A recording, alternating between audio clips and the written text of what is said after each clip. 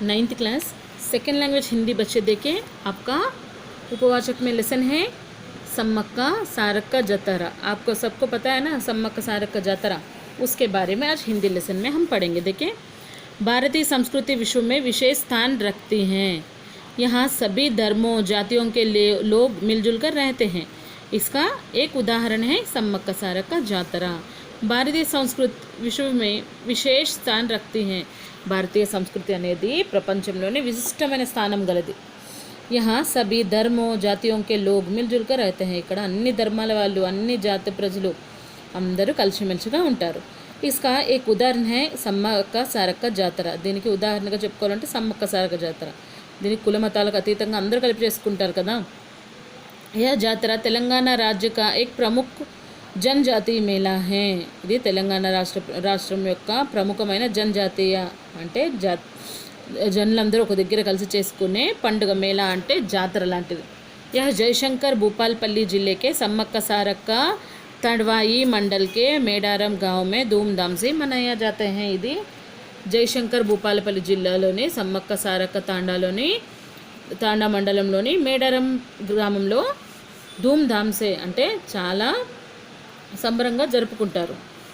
यह వరంగల్ से लगभग 110 किलोमीटर दूर है। ఇది వరంగల్ నుంచి 110 किलोमीटरల దూరంలో ఉంది।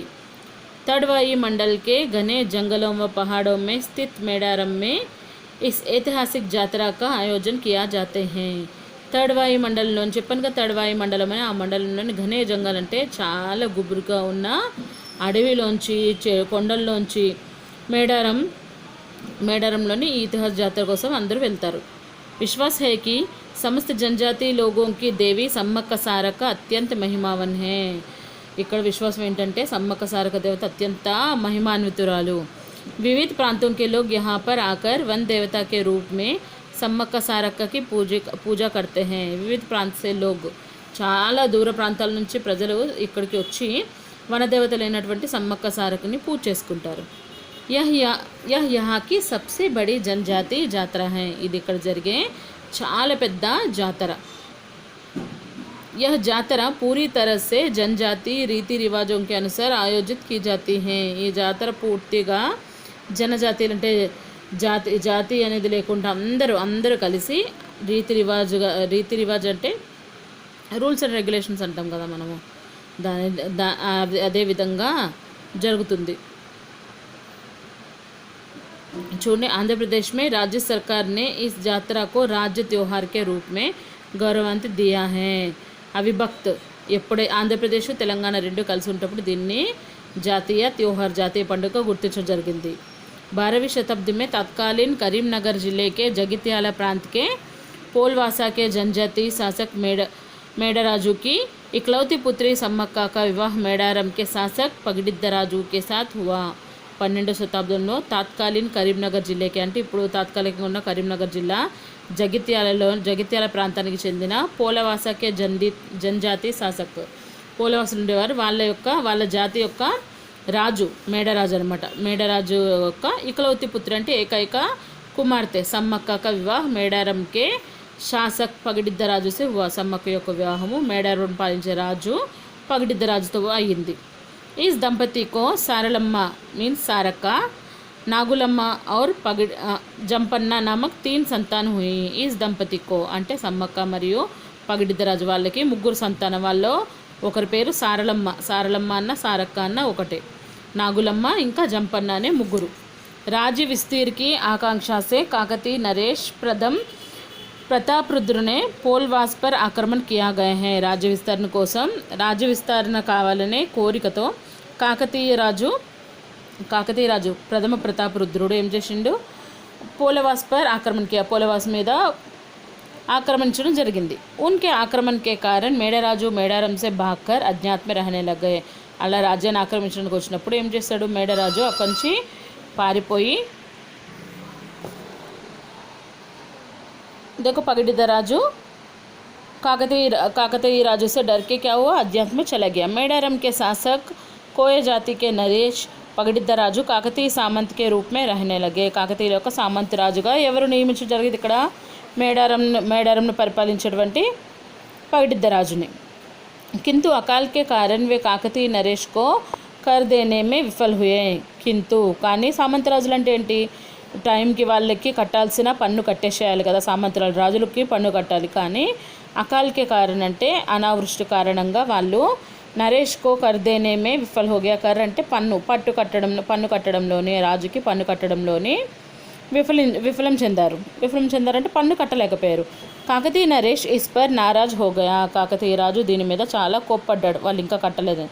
अंतः प्रथम प्रताप रुद्र ने अपने महामंत्री युगंधरा के साथ माघ पूर्णिम के दिन మేడారం पर आक्रमण कर दिया. ఇంకా మేడారం కూడా ఇక్కడ ఆక్రమించుకున్నారు. పగడిద్దరాజు పరిపాలించే మేడారంను కూడా టైంకి పన్నులు కట్టలేదు, వసూలు చేయలేదు అన్న దాని మీద మాఘ పౌర్ణమి రోజు మేడారం మీద ఆక్రమణకు దిగారు. सांप्रदायिक ढंग से अस्त्र शस्त्र धारण कर पगडिద్దరాజు, సమ్మక్క, సారక్క, నాగులమ్మ, జంపన్న, గోవిందరాజు अलग अलग प्रांतों से गोरिल्ला युद्ध आरंभ कर देखे. సాంప్రదాయక ढंग से సాంప్రదాయ ప్రకారము శస్త్రాలను ధరించి పగడిద్దరాజు, ఇంకా వాళ్ళ వైఫ్ సమ్మక్క, వాళ్ళ బిడ్డ సారక్క, ఇంకా నాగులమ్మ, జంపన్న, గోవిందరాజు వీళ్ళంతా వేరే వేరే ప్రాంతాల నుంచి యుద్ధాన్ని ప్రారంభించారనమాట. అంటే ఇక్కడ చూడండి ప్రతాపరుద్రుడు వస్తున్నాడు కదా యుద్ధానికి. देखो अलग अलग प्रांतों से लड़ते थे किंतु प्रशिक्षित और बहुसंख्यक काकतीय सेना ने आक्रमण से మేడరాజు, పగడిద్దరాజు, సారళమ్మ, నాగులమ్మ, గోవిందరాజు యుద్ధ में వీరగతి ప్రాప్తి करे हैं.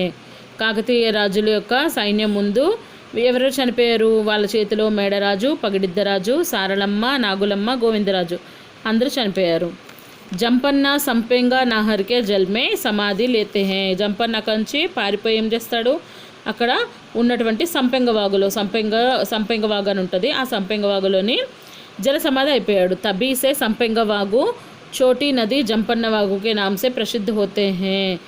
ఇప్పుడు ఏదైతే సంపెంగ వాగు అనేది ఉందో అదే ఇప్పుడు జంపన్న వాగు అనే నామంతో ప్రసిద్ధి చెందింది. ఇన్ సబ్ ఘటనాओंसे కృత సమ్మక్క కాకతీయ సేనా పర్ రణచండీకే సమాన్ టూట్ పడతీ హే. వీటన్నింటినీ చూసి చాలా కోపంతో సమ్మక్క కాకతీయ రాజుల మీదకి వెళ్తుంది. और वीरता के साथ युद्ध करती हैं. చాలా వాళ్ళతోని యుద్ధం అనేది చేస్తుంటుంది. जनजाति स्त्री की युद्ध कला देखकर प्रतापरुद्र आश्चर्यचकित हो जाते हैं. ఈ జనజాతి అంటే అడవి జాతి వాళ్ళ ప్రజలు చేసే యుద్ధాన్ని, అక్కడ ఉన్న మహిళ చేసే యుద్ధాన్ని చూసి ప్రతాపరుద్రుడు ఆశ్చర్యపోతాడు. कहा जाता है कि अंत में शत्रुओं के हाथ में घायल सम्मक्का युद्धभूमि से चिलकुल गट्टा की ओर जाती हुई अदृश्य हो जाती हैं. అయితే యుద్ధం అయిన తర్వాత సమ్మక్క ఏమైందంట, అక్కడి నుంచి కొంచెం దూరం, యుద్ధభూమి నుంచి కొంచెం దూరం అంటే చిలుకల గుట్ట దగ్గరికి వెళ్ళి అక్కడే అదృశ్యమైపోయిందంట. उसकी खोज में गई सेना को उस प्रांत में బాంబీ के पास हल्दी कुंकुम की भरणी मिलती हैं. ఆమెను వెతుక్కుంటూ పోయిన సేనలకు అక్కడ, అంటే ఆమె అక్కడికి వెళ్ళిపోయింది కదా, వెళ్ళిపోయిన తర్వాత అక్కడ ఉందా లేదని వెతుక్కుంటూ వెళ్ళే వాళ్ళకి అక్కడ ఆమె అదృశ్యమైపోయిన ప్లేస్లో హల్దీ కుంకుమకి భరణి మిల్తీ హే, పసుపు కుంకుమ భరణిలు కనబడ్డాయంట. उसी को सम्मक्का मानकर उस दिन से हर 2 साल में एक बार माघ पूर्णिमा के दिन सम्मक्का सारक्का जातरा बड़े ही वैभव के साथ आयोजित की जाती हैं. అప్పటి నుంచి ప్రతి 2 సంవత్సరాలకు ఒకసారి సమ్మక్క సారక్క జాతరని జరపడం జరుగుతుంది. జాతర के पहले दिन కన్నెపల్లి से సారళమ్మ की सवारी लाई जाती हैं. జాతరకు ముందు రోజు కన్నెపల్లి నుంచి సారళమ్మ యొక్క సవారిని తీసుకొని వస్తారు.